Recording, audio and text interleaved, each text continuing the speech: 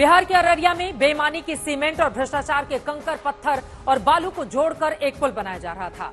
वो पुल जिसका उद्घाटन होना था, उद्घाटन से पहले ही वो पुल नदी में समा गया। उसकी तस्वीरें आपको दिखाने जा रहे हैं। अररिया के पड़रिया घाट पर बकरा नदी पर यह पुल बन रहा था। 182 मीटर का पुल 3 हिस्सों में बन रहा था और तीनों के तीनों हिस्से नदी में समा गए। जरा सोचिए, अगर पुल बनकर तैयार हो गया होता और लोगों की आवाजाही के बीच में ये नदी में बहता तो फिर कितनी बड़ी तबाही मचती। आपको बताते चले कि केंद्र की प्रधानमंत्री ग्रामीण सड़क निर्माण योजना के तहत इस पुल का पैसा आ रहा था। राज्य सरकार के ग्रामीण कार्य विभाग के हाथों इस पुल का निर्माण हो रहा था। 183 मीटर लंबे इस पुल का निर्माण 2021 में शुरू हुआ था। शुरू में इस पुल की लागत 7 करोड़ 80 लाख रुपए बताई गई।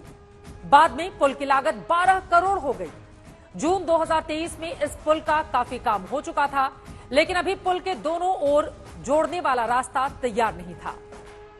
इलाके के लोग बाट जोड़ रहे थे कि पुल बन जाएगा तो आवाजाही का रास्ता आसान हो जाएगा, मगर पुल तो धंस गया। जिसने भी पुल धंसने की तस्वीरें देखी उसने यही माना कि पुल बनाने में भ्रष्टाचार हुआ है, मगर बिहार के ग्रामीण कार्य विभाग के अधिकारी पुल के गिरने के लिए किसी अधिकारी को नहीं बल्कि नदी को जिम्मेदार बता रहे हैं।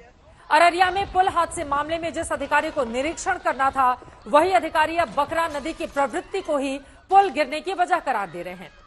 ग्रामीण कार्य विभाग के कार्यपालक अभियंता इंजीनियर आशुतोष कुमार रंजन इनका नाम है, जो कहते हैं नदी की वक्र प्रवृत्ति की वजह से पुल गिर गया। वजह चूंकि कोसी जोन में बकरा नदी और ये सब का बार बार मेंटेनिंग की प्रवृत्ति रही है। पूर्व में भी कई हादसे यहाँ पे हुए हैं, तो मैं भी नदी के जो पुरानी प्रवृत्ति रही है उसके कारण कुछ इशू आया होगा। वो जांच के उपरांत ही सही बकरा नदी चूंकि जो है रास्ता, हाँ, बार बार उसमें पहले 2 पुल ऑलरेडी बने थे, फिर नदी का रास्ता बदल गया। तो नदी जब रास्ता बदलती है तो उसका बेड एज इट इज रहता है। वो हिस्टोरिकल और ज्योग्राफिकल अलग इशू है, लेकिन जांच में पूरी बात सामने आ गई। इससे ज्यादा हास्यास्पद और गैर जिम्मेदाराना बयान कुछ हो नहीं सकता है। पुल के गिरने के बाद इसके निर्माण को लेकर सवाल पूछे जा रहे हैं, मगर नीतीश सरकार के मंत्री का कहना है पुल निर्माण में लगे इंजीनियरों और पुल बनाने वाली कंपनी के खिलाफ कार्रवाई की गई है। जांच आगे जारी है।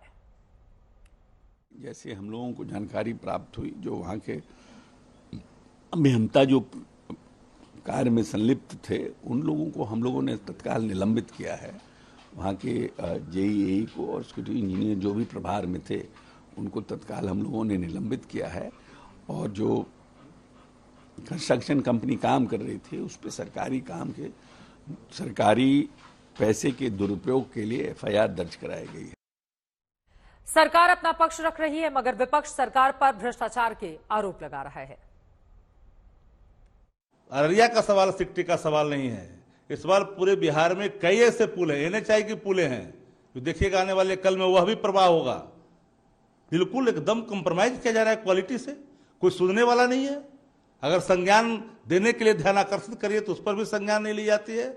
मानो भ्रष्टाचार, संस्थागत भ्रष्टाचार का एक बड़ा कायम हो चुका है, मकबरा कायम हो चुका है, जिससे लोग दूहते हैं। क्वालिटी इससे नहीं आएगी। क्वालिटी अगर कायम करनी होगी तो भ्रष्टाचार के नेक्सस है ना, उसको तोड़ना पड़ेगा। अब सवाल यह है, आखिर बिहार में बार बार पुल क्यों गिरते हैं और क्यों अधिकारियों और जिम्मेदार लोगों पर सख्त कार्रवाई नहीं होती? क्यों सिस्टम का मजाक बना दिया जाता है? जनता के पैसे और जिंदगी दोनों से बार बार खिलवाड़ क्यों किया जाता है? आइए आंकड़ों के जरिए समझते हैं कि बिहार में भ्रष्टाचार का यह घिनौना खेल किस हद तक चल रहा है। बिहार में पिछले 3 साल में 9 पुल ढहे और पुल गिरने का यह सिलसिला जारी है, क्योंकि कोई भी सख्त कार्रवाई नहीं होती और इसीलिए करप्शन करने वालों में किसी तरह का डर नहीं है। सबसे बड़ी बात यह है कि कई पुल ऐसे थे जो उद्घाटन से पहले ही गिर गए, जिसमें अब अररिया वाले पुल का नाम भी जुड़ गया है। सोचकर ही सिहरन होती है कि पुल के उद्घाटन के बाद अगर लोग इस पर आना जाना शुरू कर देते और तब यह ढहता तो जरा सोचिए कितना बड़ा नुकसान होता जान माल का। भागलपुर में गंगा नदी पर बन रहा नीतीश कुमार का ड्रीम प्रोजेक्ट तो सबसे हैरान करने वाला था। इस पुल का एक हिस्सा नहीं बल्कि 2 बार गिरा। एक्शन का खूब ड्रामा हुआ, लेकिन बिहार में पुल गिरने का सिलसिला थमा नहीं। इसी बिहार के सुल्तानगंज में 2022 में एक पुल गिरा। जिसके गिरने की वजह अधिकारियों से उन लोगों ने तेज हवा को करार दिया। इस बात से आप अंदाजा लगा सकते हैं आखिर कैसे पुल बनाने के नाम पर सिस्टम का मजाक बनाया जा रहा है और लोगों की जिंदगी के साथ किया जा रहा है खिलवाड़। जरा सोचिए, बिहार में बनने वाले पुल उद्घाटन तक पहुंचने से पहले ही ढह जाते हैं। वहीं देश में सैकड़ों ऐसे पुल हैं जो कि अंग्रेजों के जमाने से चले आ रहे हैं और आज भी मजबूती के साथ शान से खड़े हैं। जबकि आजादी के बाद जब तकनीकी इतनी एडवांस हो गई है, तब भी नए पुलों की हालत खराब है। सरकार की ओर से जारी आंकड़ों के मुताबिक देश में 38,000 से ज्यादा रेलवे पुल ऐसे हैं जो 100 साल से ज्यादा पुराने हैं, जिनका निर्माण अंग्रेजों के जमाने में हुआ था। प्रयागराज का पुराना नैनी पुल 160 साल पुराना है और आज भी जनता इसका इस्तेमाल करती है। इसकी गिनती देश के सबसे पुराने पुल में होती है।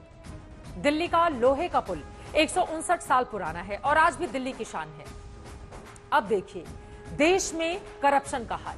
एक रिपोर्ट के मुताबिक देश में 40 साल में करीब 2000 पुल ऐसे हैं जो निर्माण के दौरान ही जर्जर हो गए या इस्तेमाल के लायक नहीं बचे। एक रिपोर्ट के मुताबिक भारत में जो पुल बनते हैं उनकी औसत उम्र 35 साल है, जबकि दुनिया में ये 50 साल मानी जाती है। आप अंदाजा लगा सकते हैं कि 15 साल का ये अंतर सिर्फ और सिर्फ भ्रष्टाचार की वजह से आता है। दुनिया के बड़े देशों की तुलना में भारत में 25% ज्यादा लोगों की मौत पुल हादसों की वजह से होती है। यानी भारत में पुल से सफर करने की तुलना अगर दुनिया के बड़े देशों से की जाए तो यहां पर जान के खतरे की आशंका 25% ज्यादा होती है।